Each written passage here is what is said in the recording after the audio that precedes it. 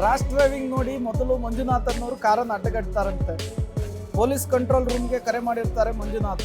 ಇದರಿಂದ ಕೋಪಗೊಂಡಂತಹ cab driver Ananthu ಕಾರನ್ನು ಹತ್ತಿಸುವುದಕ್ಕೆ ಯತ್ನ ಮಾಡಿದ್ದಾರೆ. ಪ್ರಾಣ ಉಳಿಸ್ಕೊಳ್ಳೋದಕ್ಕೆ ಬಾನೆಟ್ ಮೇಲೆ ಮಂಜುನಾಥ್ ಹತ್ತು ಕೂತಿದ್ದಾರೆ. 1 ಕಿಲೋಮೀಟರ್ ದೂರ ರ್ಯಾಶ್ ಡ್ರೈವಿಂಗ್ ಮಾಡ್ಕೊಂಡು ಹೋಗಿದ್ದಾನೆ ಅನಂತು. ಬಾನೆಟ್ ಮೇಲೇನೆ ಅಲ್ಲಿವರೆಗೂ ಮಂಜುನಾಥ್ ಕೂತಿದ್ರು. ಇದನ್ನು ನೋಡಿದಂತಹ ಸ್ಥಳೀಯರೆಲ್ಲರೂ ಕೂಡ ಕಾರನ್ನು ಹಿಂಬಾಲಿಸಿ ಅಡ್ಡಗಟ್ಟಿ ನಿಲ್ಲಿಸಿದ್ದಾರೆ. ಘಟನಾ ಸ್ಥಳದಿಂದ ಕಾರನ್ನು ಬಿಟ್ಟು ಅನಂತ್ ಎಸ್ಕೇಪ್ ಆಗಿದ್ದಾನೆ ಅನ್ನೋದು ಗೊತ್ತಾಗ್ತಾ ಇದೆ. ಬಿಳಿ ಬಣ್ಣದ ಎರ್ಟಿಗಾ ಕಾರ್ ಇದು. ಈ ಎರ್ಟಿಗಾ ಕಾರ್ನಲ್ಲಿ ಪಾನಮತ್ತನಾದಂತಹ ಡ್ರೈವರ್ ಅನಂತ್ ರ್ಯಾಶ್ ಡ್ರೈವಿಂಗ್ ಮಾಡ್ಕೊಂಡು ಹೋಗ್ತಾ ಇದ್ದಂತಹ ಸಂದರ್ಭದಲ್ಲಿ ಪ್ರಶ್ನೆ ಮಾಡಿದ್ದಕ್ಕೆ ಈ ಘಟನೆ ಆಗಿದೆ ಅನ್ನೋದು ಗೊತ್ತಾಗ್ತಾ ಇದೆ. ಡೀಟೇಲ್ಸನ್ನು ಕೊಡೋದಕ್ಕೆ ಉಮೇಶ್ ಸಂಪರ್ಕದಲ್ಲಿ ಜಾಯಿನ್ ಆಗಿದ್ದಾರೆ. ಉಮೇಶ್, ಈ ಘಟನೆ ನಡೆದು ಪೊಲೀಸರ ಗಮನಕ್ಕೂ ಕೂಡ ಬಂದಾಗಿದೆ. ಬಟ್ ಈಗ ಈ ರ್ಯಾಶ್ ಡ್ರೈವಿಂಗ್ ಮಾಡಿದಂತಹ ವ್ಯಕ್ತಿಯನ್ನು ಪೊಲೀಸರು ಹಿಡಿದ್ರಂತ ಏನು ಸಿಗ್ತಾ ಇದೆ ಡೀಟೇಲ್ಸು?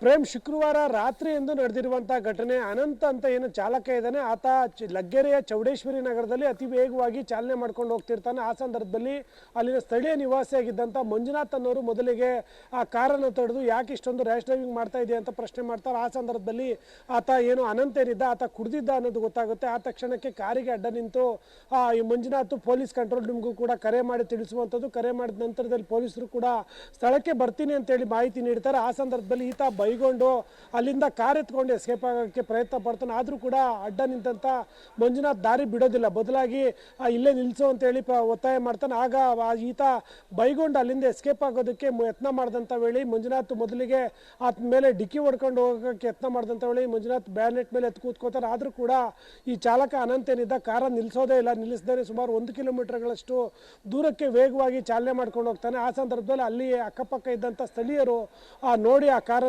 ನಿಲ್ಲಿಸಿರುವಂಥದ್ದು. ನಿಲ್ಲಿಸಿ ಏನು ಆ ಚಾಲಕ ಅನಂತ್ ಏನಿದ್ದ ಆತನ ಮೇಲೆ ಅಲ್ಲೆಗೂ ಕೂಡ ಯತ್ನಿಸ್ತಾರೆ. ಆ ಸಂದರ್ಭದಲ್ಲಿ ಆತ ಅಲ್ಲಿಂದ ಎಸ್ಕೇಪ್ ಆಗಿರುವಂಥದ್ದು. ಈ ಸಂಬಂಧಪಟ್ಟ ಹಾಗೆ ಮಾಗಡಿ ರೋಡ್ ಟ್ರಾಫಿಕ್ ಪೊಲೀಸ್ ಠಾಣೆಯಲ್ಲಿ FIR ಕೂಡ ದಾಖಲಾಗಿದ್ದು ಈಗ ಎಸ್ಕೇಪ್ ಆಗಿರುವಂಥ ಅನಂತ್ ಹುಡುಕಾಟದಲ್ಲಿರುವಂಥದ್ದು. ಈ ಸದ್ಯದ ಮಾಹಿತಿ ಪ್ರಕಾರ ಅನಂತ್ ಇಲ್ಲಿ ಕೂಡ ಸಿಕ್ಕಿಲ್ಲ ಅನ್ನೋ ಮಾಹಿತಿಗಳು ಲಭ್ಯ ಆಗ್ತಾ ಇರುವಂಥದ್ದು. ಪ್ರೇಮ್, ಓಕೆ ಉಮೇಶ್, ಹಾಗೆ ಸಂಪರ್ಕದಲ್ಲಿರಿ, ಮತ್ತಷ್ಟು ಡೀಟೇಲ್ಸನ್ನು ನಿಮ್ಮಿಂದ ಪಡಿತಾ ಹೋಗ್ತೀನಿ.